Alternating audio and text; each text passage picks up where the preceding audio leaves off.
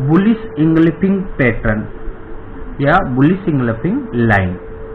यह तेजी वाली कैंडल है। इस कैंडल से पहले एक ट्रेंड होना चाहिए जो कि डाउन ट्रेंड होना चाहिए। यह कैंडल पिछली वाली लाल कैंडल को पूरी ग्रीन कैंडल से ढक लेती है, जैसे कि आप देखिए इसमें ये एक पूरा डाउन ट्रेंड है।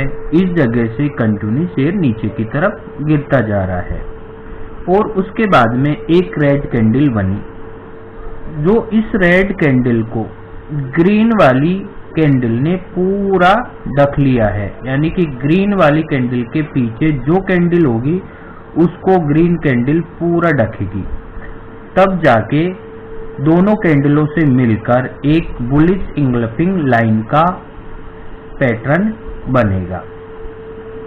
पूरे डाउन ट्रेंड के बाद में यह जो पैटर्न बनता है उसके बाद में इसका लो का स्टॉप लॉस और इसके हाई जो रहता है बुलिश इंगल्फिंग के, उसमें जो अगली कैंडल बनती है, इन दोनों कैंडलों के बाद में जो अगली कैंडल बनती है उसमें इस बुलिश इंगल्फिंग कैंडल के पैटर्न के ऊपर वाई करना है और इसके नीचे का जो लो है उसका स्टॉप लॉस लगाना है।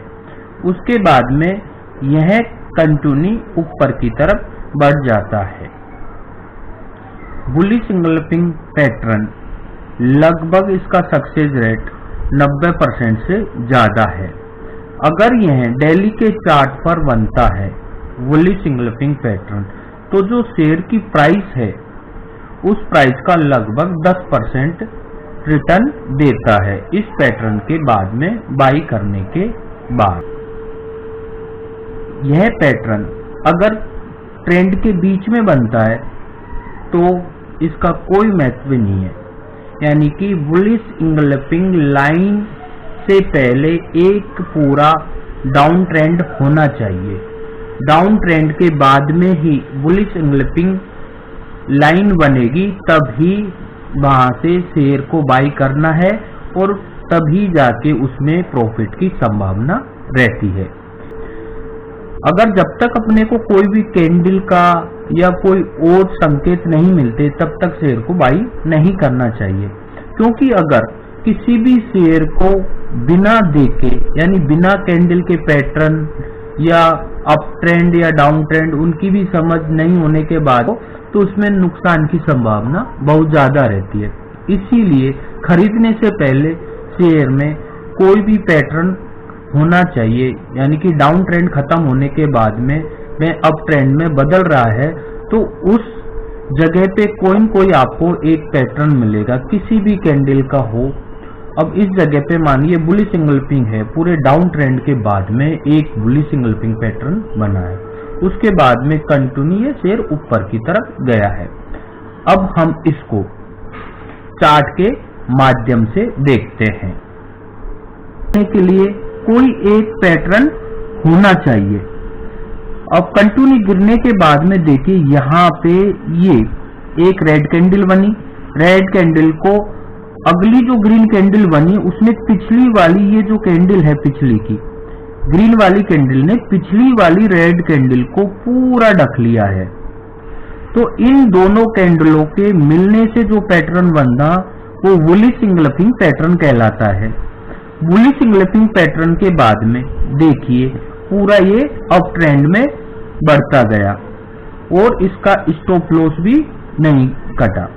अब इसमें देखिए कि जो ये दोनों कैंडलों के बाद में अगली कैंडल कौन सी ये वाली बनी, तो वह ग्रीन कैंडल है, इसमें बाई करना है।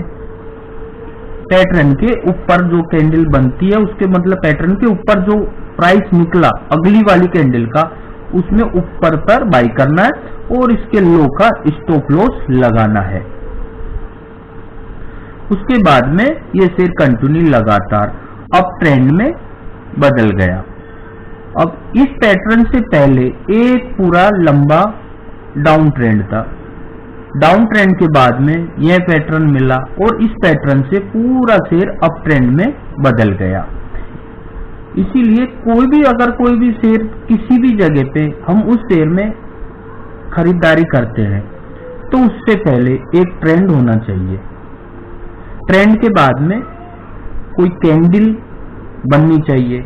कैंडल के बाद में ही हमें उस शेयर को बाय करना चाहिए। अगर बिना पैटर्न के, बिना कैंडल के अगर किसी भी शेयर को खरीदते हैं तो अपने को उसमें उस शेयर की डायरेक्शन का मालूम नहीं रहता है। अगर डायरेक्शन का मालूम नहीं रहेगा तो शेयर में स्वाभाविक लॉस होने की संभावना रहती है। अतः आप कभी भी किसी भी शेयर को खरीदते हो तो उससे पहले कोई एक पैटर्न देखिए, जैसे कि कैंडल हो या उस शेयर का कौन सा ट्रेंड चल रहा है, क्योंकि डाउन ट्रेंड एक दिन पूरा जरूर होता है। डाउन ट्रेंड पूरा होने के बाद में कोई पैटर्न बनेगा और उस पैटर्न से फिर वापस वह डाउन ट्रेंड अप ट्रेंड में बदल जाता है। या आपको यह वीडियो पसंद आया है, लाइक और सब्सक्राइब जरूर करें। नमस्ते।